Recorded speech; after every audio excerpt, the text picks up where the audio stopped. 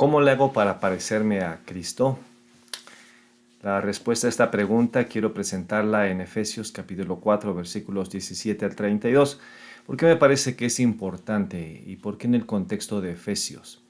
Bueno, Efesios nos muestra todo lo que sucede de parte de Dios hacia nosotros, todo lo que son sus bendiciones, la forma en la que Él nos amó, nos escogió antes de que naciéramos y tuvo en su plan que Jesús muriera, diera su vida por nosotros, que fuéramos salvos por su gracia. Así que vamos al cielo por su gracia, estamos con Él, de hecho, en los lugares celestiales por gracia. Pero ¿cuál es la otra parte? ¿Cuál es el complemento de esta realidad de que estamos bajo su gracia? Bueno, el complemento de ello es la forma en la que nosotros hemos de vivir. Es la manera en la que nosotros nos hemos de comportar y la forma en la que hemos de reflejar a Jesús. Cuando nosotros vamos de los primeros 3 capítulos que hablan acerca de todo lo que ha hecho Jesús y entramos al capítulo 4, Pablo empieza a hablar de que debemos vivir de una forma digna del llamado que hemos recibido. Y entonces nos dice que incluso ha provisto, para que podamos llegar a esa vida digna, ha provisto de dones que son ministerios para perfeccionar a los santos, o sea, para llevarlos a madurar. Para que cuando nosotros como hijos de Dios, como iglesia, como santos en Cristo, maduremos, entonces podamos tener una vida que lo honre, una vida que lo refleje. Así que esta parte de Efesios es la continuación del hecho de que hemos sido escogidos, el hecho de que somos parte de su familia, el hecho de que somos llamados a madurar y la forma en la que nosotros vamos a mostrar que estamos madurando, pues es pareciéndonos a Cristo. Por eso esta pregunta. Así que vamos a entrar directamente a esta parte de Efesios. Bien, ¿cómo lo hago para parecerme a Cristo? Miren, este es el resumen de lo que quiero compartir. Me parezco a Cristo al despojarme de la vieja naturaleza. Nosotros vivimos sin Jesús cierto tiempo, no sé cuánto en tu caso, ¿verdad? Pero vivimos sin Jesús cierto tiempo. Y ese tiempo que nosotros vivimos sin Jesús y que heredamos la naturaleza pecaminosa, desarrollamos pensamientos, actitudes, sufrimos decepciones, dolores, heridas, etc. Heredamos pecados. Entonces, ahora, para que yo me parezca más a Cristo, necesito despojarme de todo aquello que antes se estableció en mí y ponerme la nueva naturaleza, vestirme de la nueva naturaleza que he recibido, y también yo me parezco a Cristo al dejar de entristecer al Espíritu Santo. Luego entonces, la forma en la que yo me voy a despojar de esa vieja naturaleza es despojándome de su mentalidad, de la forma en la que piensa, de la forma o del mundo de los pensamientos, lo que sucede en la mente de la persona, del ser humano que está sin Dios y por consiguiente que lo lleva a un estilo de vida. Me pongo en la nueva naturaleza cuando yo dejo a un lado o desecho las cosas que le dan lugar al diablo.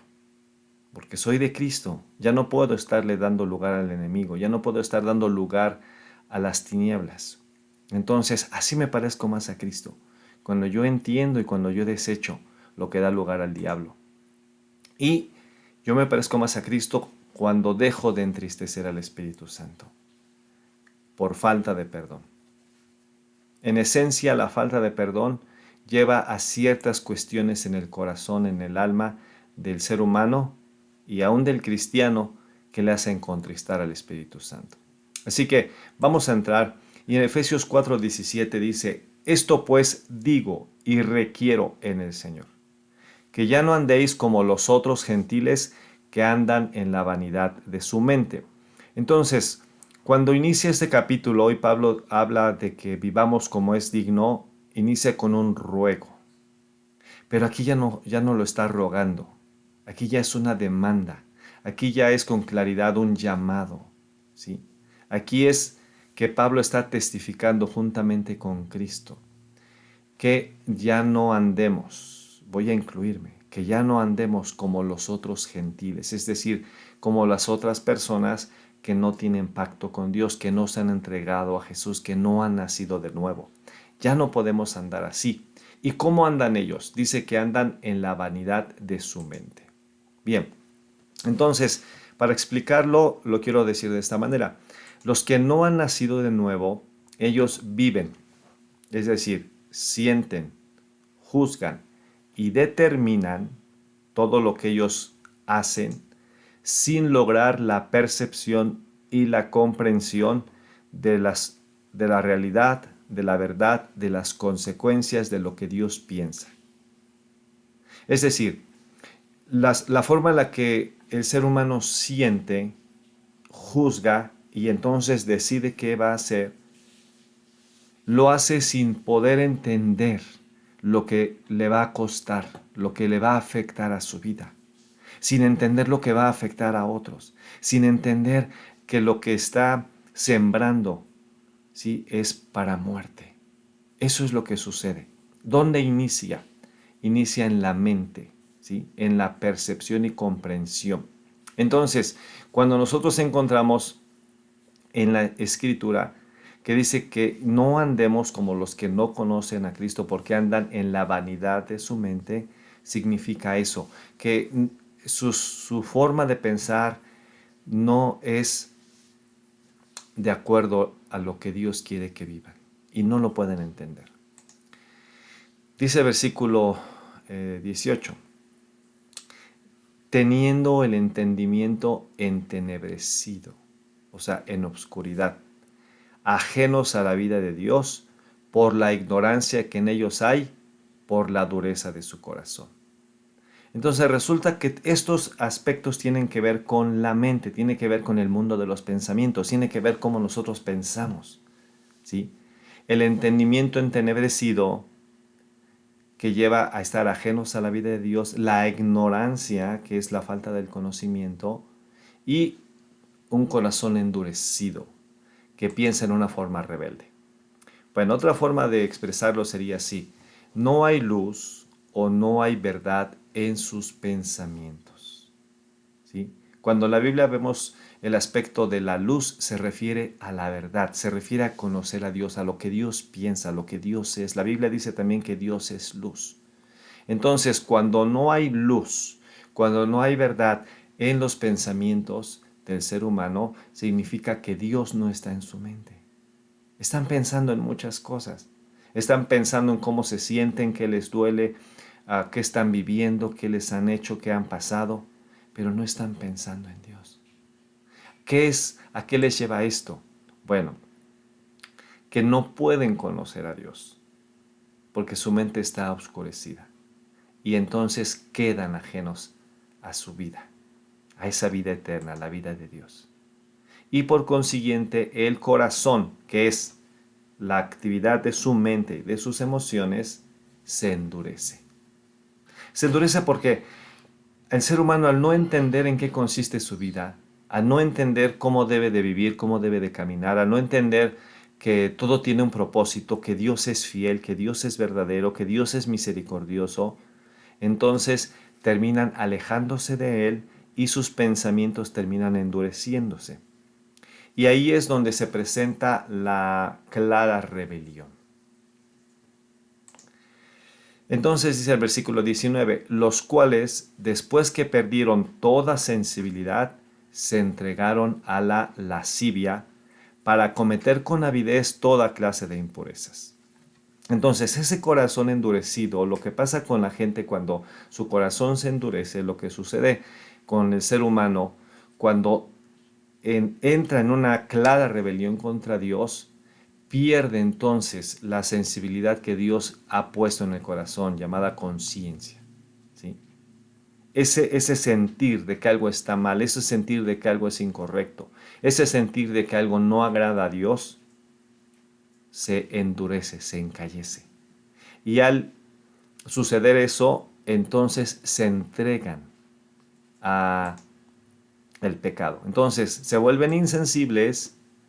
Eso les lleva a convertirse en sensuales, es decir, solo piensan en cuestiones humanas y eso les lleva a toda impureza. O sea, se hunden y se hunden más. Este es un gran problema que nosotros estamos viviendo. Eso es lo que lleva a los jóvenes a empezar viendo escenas inmorales y terminando viendo pornografía, y si no se dan cuenta que es algo que los está distorsionando, que está deformando su mente y su vida, su forma de pensar, entonces es cuando se hunden en otro tipo de impurezas. Entonces todo esto tiene que ver con la vida en la mente, lo que sucede en la mente. Pero Pablo dice, más ustedes no han aprendido así de Cristo. Fíjense, otra vez la cuestión de la mente. No han aprendido así a Cristo. Si en verdad le han oído y han sido por él enseñados conforme a la verdad que está en Jesús. Entonces, la forma en la que nosotros podemos verlo es que cómo se aumenta el conocimiento de Cristo, de dónde parte. Dice Pablo que lo primero que ellos recibieron fue que escucharon, ¿sí? No solo de Cristo, sino dice, han oído a Cristo. Una cosa es que nosotros escuchemos predicaciones, que escuchemos lo que se habla en internet, lo que se habla en videos, lo que se habla en la iglesia, lo que nos aconseja alguien que es cristiano, lo que nos dice, lo que se nos predica incluso en la iglesia, cualquiera que sea. Una cosa es oír las palabras de las personas. Una cosa es que tú me escuches en este momento. Y otra cosa es que tú escuches a Jesús. Que escuches a Él hablándote. Que entiendas que Él es el que te ama, que entiendas que Él es el que te anhela, que entiendas que Él es el que dio su vida por ti. Ahora, de la rebelión franca se puede escuchar. Todavía se puede escuchar a Jesús y entonces se puede creer en Él. Cuando se le acepta como Salvador, entonces iniciamos un proceso y ese proceso consiste en ser enseñados, en reaprender, ¿sí? Pero solo una persona que ha nacido de nuevo puede aprender finalmente a Cristo. Entonces es oír, ser enseñado en su verdad y aprender. Y ahí es cuando se aumenta el conocimiento de Cristo. Cuando se aumenta el conocimiento de Cristo, entonces ahí es donde están los cambios. Ahí es donde nosotros nos vamos pareciendo cada vez más a Cristo. Bien, entonces, a forma de resumen, me parezco a Cristo al despojarme de la vieja naturaleza. ¿Sí? ¿Cómo lo hago? Al renovar mis pensamientos y mis actitudes. ¿Qué pensamientos? Pues los que antes tenía, los que pertenecen al viejo hombre, ¿sí? Y entonces me visto del nuevo hombre, me visto de Cristo Jesús. ¿Qué es lo que dice la Escritura respecto a esto? Dice, Efesios 4:22, desháganse de su vieja naturaleza pecaminosa y de su antigua manera de vivir. Desháganse. Atención, porque aquí ya es algo que nos toca a nosotros. ¿Sí? Esta es una acción que yo hago y que me beneficia a mí. Entonces yo soy el que me deshago de esa forma de pensar porque ya no me domina. Jesús la crucificó en la cruz. La Biblia dice que, Pablo dice en Gálatas 2:20, con Cristo estoy juntamente crucificado y ya no vivo yo, mas vive Cristo en mí. Entonces, cuando dice que estoy crucificado y que ya no vivo yo, se refiere a que la vieja naturaleza ya quedó en la cruz y está próxima a desaparecer completamente. Ahí es donde a mí me toca deshacerme de precisamente los pensamientos y el estilo de vida o el comportamiento al que me llevan esos pensamientos. Cuando yo me deshago de esa manera de vivir, entonces yo dejo de vivir una vida que se está corrompiendo. ¿Sí? Así dice que la antigua manera de vivir está corrompida por la sensualidad y el engaño. Entonces, ¿qué es lo que va distorsionando la forma de vivir?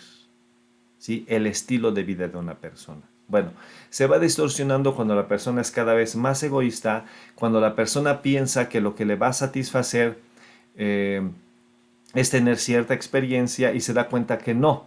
Y dice, entonces necesito una experiencia mayor. ¿Sí? Necesito, por ejemplo, pensando en una adicción. A ver, voy a experimentar lo que es esta droga. Y después llega el momento donde esa droga ya no le hace y quiere experimentar más. Y van por más, van por más. Entonces, ese estilo de vida se corrompe porque la persona quiere más y también se corrompe porque está siendo engañada. Esas son las dos cosas, por desear más y por creer, ¿sí? Que si experimenta otras cosas o que si se hunde más en el mal, en el pecado, en hacer su voluntad, eso le va a satisfacer. Entonces hay que desechar eso, desháganse de esa vieja naturaleza. Y en cambio, dejen que el Espíritu les renueve los pensamientos y las actitudes. Ahora, resulta que hay en la Reina Valera, cuando leo Efesios 4:23, dice así, y renovaos en el espíritu de vuestra mente. Cuando dice renovaos en el espíritu de vuestra mente, el espíritu ahí es el Espíritu Santo que se ha unido a mi espíritu y es el nuevo espíritu del que se prometió desde el Antiguo Testamento, que se habla en Ezequiel. Entonces, el nuevo espíritu es mi espíritu resucitado, al cual se unió el Espíritu Santo. Por tanto, esta parte que dice que el Espíritu le renueve los pensamientos, significa que es el Espíritu Santo el que hace la obra en nuestra mente. Esto es importantísimo. Esto es determinante. Es determinante, ¿sí? Pero lo que es necesario es que primero yo me vacíe, yo deseche. ¿Cómo yo desecho algo? ¿Cuándo yo desecho algo? ¿Cuándo tiramos a la basura algo? Cuando ya no nos sirve. ¿Ok? O sea, a veces nos podemos sorprender de una persona que se deshace de algo valioso, que lo vende, vamos, pónganle que no lo tira, pónganle que lo vende. Ay, ¿cómo está vendiendo esto? Lo que pasa es que ya se hizo de algo mejor, de tal manera que eso ya no le es valioso. ¿Sí? Bien, entonces, referente a las cosas de la vieja naturaleza, hasta que nosotros no percibimos, no nos damos cuenta, no decidimos que ya no vale, que esto no me vale, no lo desecho. Así que mientras la persona va a tener pensamientos y actitudes, ¿sí? De la vieja naturaleza. Ahora, cuando los desechamos y acudimos a Dios, acudimos al Espíritu Santo, le decimos, Señor, yo ya no quiero pensar así, yo ya no quiero actuar así, yo ya no quiero estar con esta emoción, yo ya no quiero estar con esta situación, con este pensamiento, con este resentimiento, con este pecado, con este hábito. Cuando llegamos a ese punto, el Espíritu Santo nos muestra a través de su palabra cuál es su voluntad y renueva nuestros pensamientos. ¿Cuál es la consecuencia? Bueno, la consecuencia es que nos podemos vestir del nuevo hombre, ¿sí? Dice, vístanse del nuevo hombre, pónganse la nueva naturaleza creada para ser a la semejanza de Dios, quien es verdaderamente justo y santo. Entonces, ponerme la nueva naturaleza es parecerme al verdadero Dios, que es el único justo y santo. Hacia eso es lo que Dios quiere que vayamos, hacia esa realidad, ¿sí? Porque la Biblia dice que ya hemos sido sentados con Cristo en los lugares celestiales. Dice que ya somos santos. La Biblia dice que ya somos amados, que ya somos aceptados. Entonces, a la vista de Dios eso ya es una realidad. Él nos ve terminados. Pero necesitamos, en cuanto a nuestro estilo de vida, nuestro comportamiento, que sea una realidad diaria, cotidiana. Bien, ahora, ¿cómo nos vestimos? Bueno, dice Efesios 4:25. Así que dejen de decir mentiras. Digamos siempre la verdad a todos porque nosotros somos miembros de un mismo cuerpo. Es decir, a nuestros hermanos, a nuestra familia y a nuestros hermanos no debemos de mentirles. ¿Por qué? Porque somos un mismo cuerpo. Y también porque cuando nosotros mentimos, estamos afectando el cuerpo de Cristo. Nosotros no podemos seguir mintiendo. ¿Correcto? Otra cosa, dice el versículo 26, además, no pequen al dejar que el enojo los controle. Otra vez, no pequen al dejar que el enojo los controle. Puede haber enojo. La Reina Valera dice, airaos pero no pequéis.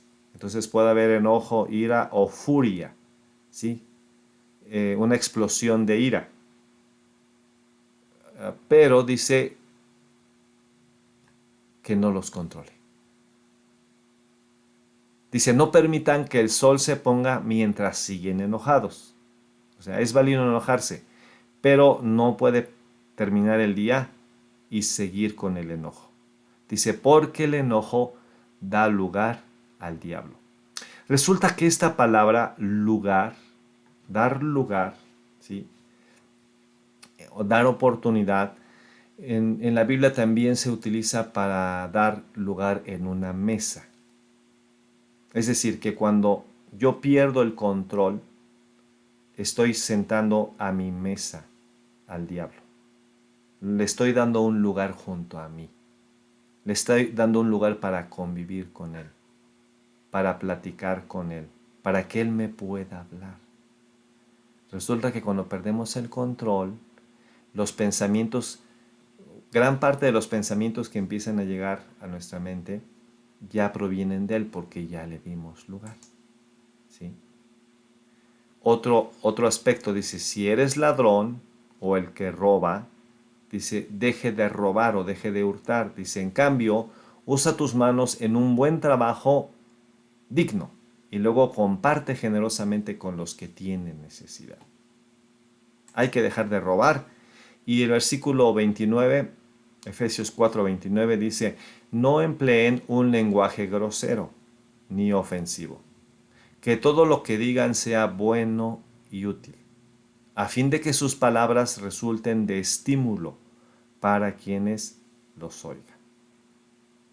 Entonces, este llamado a no emplear el lenguaje grosero está unido al hecho de, al darle lugar al enemigo, o otra forma de darle lugar al enemigo es a través de las palabras. Y si son palabras groseras y ofensivas, si son maldiciones, entonces esto no va a ser bueno, no va a ser útil, no puede ser un reflejo de Jesús.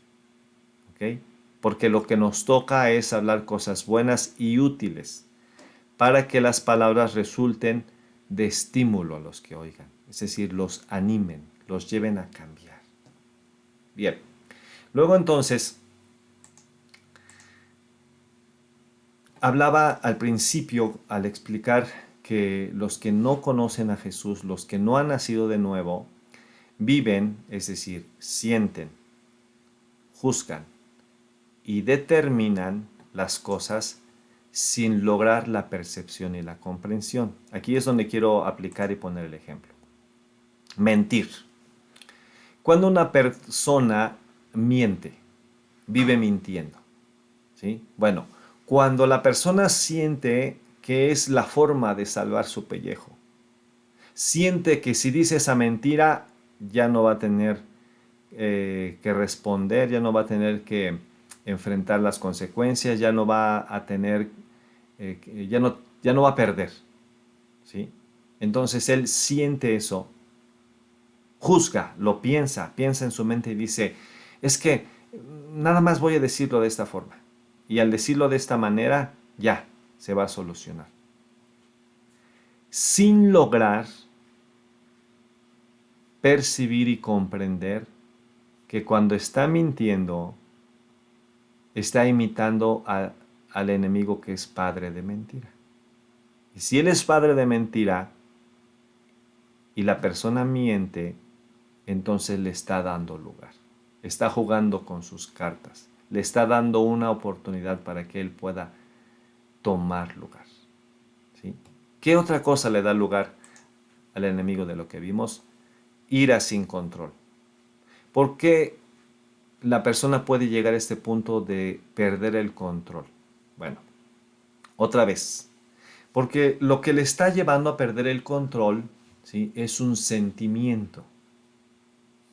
En lugar de poder pensar, de poder percibir, de poder comprender que si pierde el control le da lugar al enemigo, empieza a sentir y a juzgar. ¿Sí? Piensa, si yo me dejo que esto suceda, entonces se van a estar aprovechando de mí, como se aprovechaban cuando iba yo a la primaria. Entonces, como en la primaria, cada vez que una persona me hablaba de esta forma, era porque se aprovechaba de mí. Entonces ahorita todas las personas que hagan algo parecido se quieren aprovechar de mí. Así que no voy a dejar que se aprovechen de mí. Y entonces, pues la forma es teniendo la ira sin control. ¿Por qué? Porque no están percibiendo y no están comprendiendo que el que quiere tomar el control es el enemigo. Él quiere tomar el control de la mente, quiere tomar el control de la lengua, para que la persona termine dándole el control de otras cosas. Por ejemplo, de sus finanzas. Cuando la persona siente que no tiene otra forma de salir adelante sino es a través de hurtar, no tiene la percepción de que va a cosechar tarde o temprano ese robo, ese hurto, termina haciéndolo y le da lugar al diablo. Y termina siempre en la miseria. Igual el maldecir. Dice Proverbios que el poder de la vida y de la muerte está en la lengua. Dice Santiago que la lengua es el miembro más pequeño, pero hace las cosas más grandes. Es como un pequeño cerillo que puede incendiar todo un bosque. O es como un pequeño timón que gobierna un gran barco. Así es la lengua. Entonces, maldecir le da lugar al diablo porque terminamos diciendo lo que él piensa. Créanme que toda maldición proviene de lo que piensa el diablo. En Dios no puede haber maldición, solo bendición. Entonces, ¿de dónde parte todo? Todo parte de la mente, del terreno de la mente, de los pensamientos y de las cosas que hemos entendido o que no hemos entendido. Luego entonces, nosotros nos vestimos del nuevo hombre cuando dejamos lo que da lugar al diablo.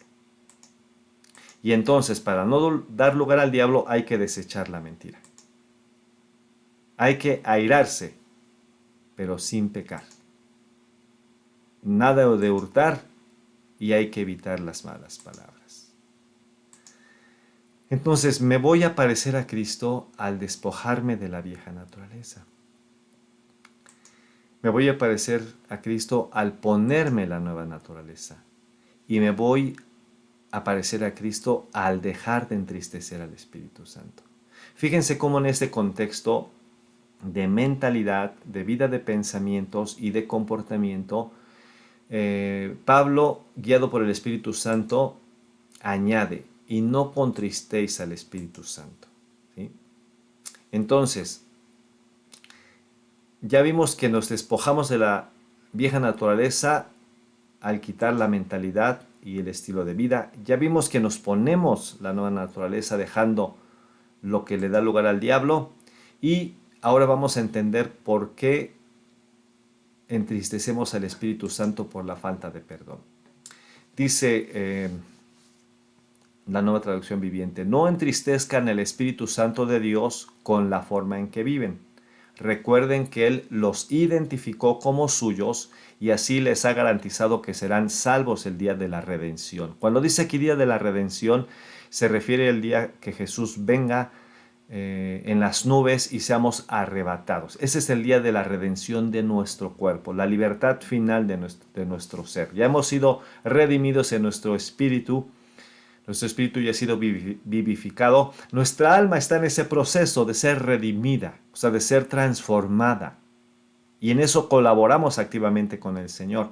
Y finalmente nuestro cuerpo va a ser transformado. El Espíritu Santo vino para sellarnos, ¿sí? Para que ese día de la redención nosotros podamos ir con Jesús. Ahora, dice después, líbrense de amargura. Resulta que la amargura viene, es como cuando una fruta es golpeada, ¿sí? Por ejemplo, una de las cosas que sucede es que al momento no se ve ese golpe, no se ve. Si acaso se nota un ligero abollón.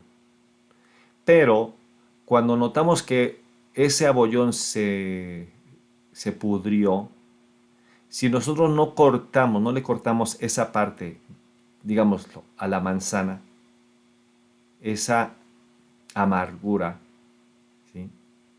Se va a extender y después va a contaminar a otras manzanas.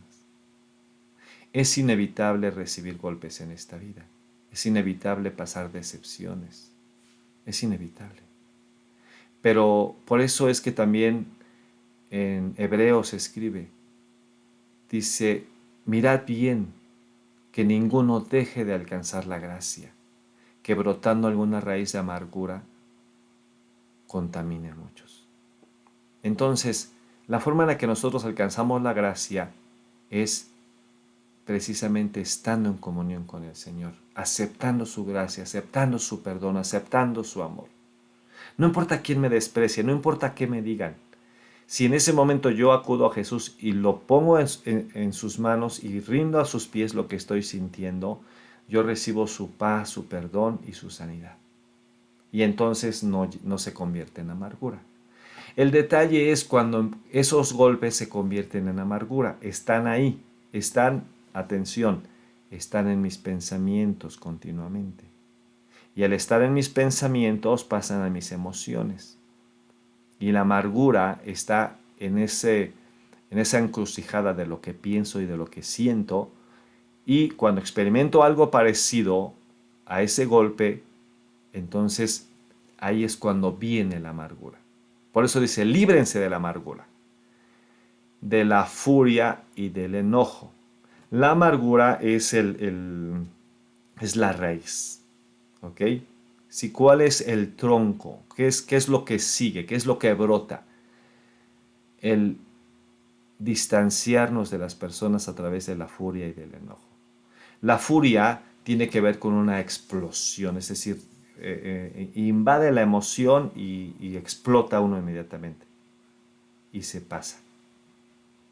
El enojo es cuando la persona poco a poco se va molestando, se va molestando, se va molestando y ya está molesta, pero después le tarda esa molestia, ese enojo.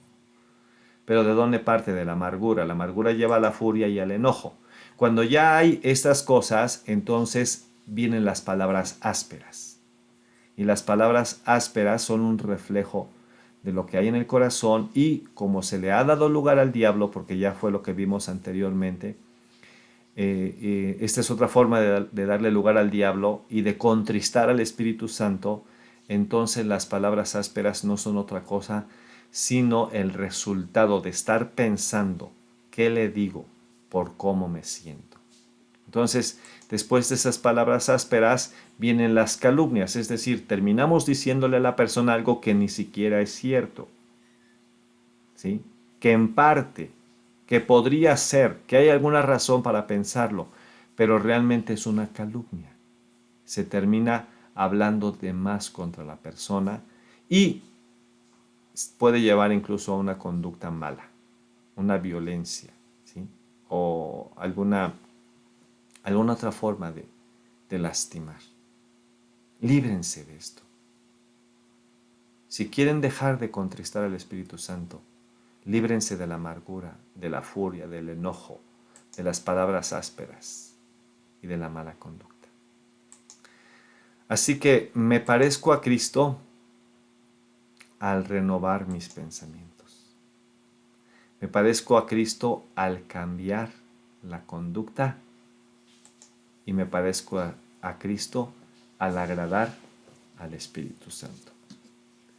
Dice finalmente en Efesios 4:32, antes sed benignos unos con otros, misericordiosos, perdonándoos unos a otros como Dios también os perdonó a vosotros en Cristo Jesús. Entonces aquí está la clave de agradar al Espíritu Santo, de dejar de contristarlo y de vencer la amargura. ¿Sí? ¿Cuál es la forma? Dice que en lugar de la amargura, la gritería, la ira, etc., hay que ser buenos con los demás. ¿Sí? Sean benignos, muéstrenles bondad. Entiendan que ustedes también pasaron por eso. Miren, esa es la razón por la que a veces el Señor nos permite estas lecciones, de que podamos sentir también la ira, el enojo, el ser lastimados. Y en algún momento, hasta momentos amargos, etapas difíciles de la vida. Nadie está exento. Pero lo importante es entender, cuando nosotros entendemos, aquí está la cuestión de la mente, cuando nosotros entendemos, percibimos que eso está lastimando al Espíritu Santo y que yo lo necesito estar bien con Él, entonces lo que yo hago es que yo decido desecharlo.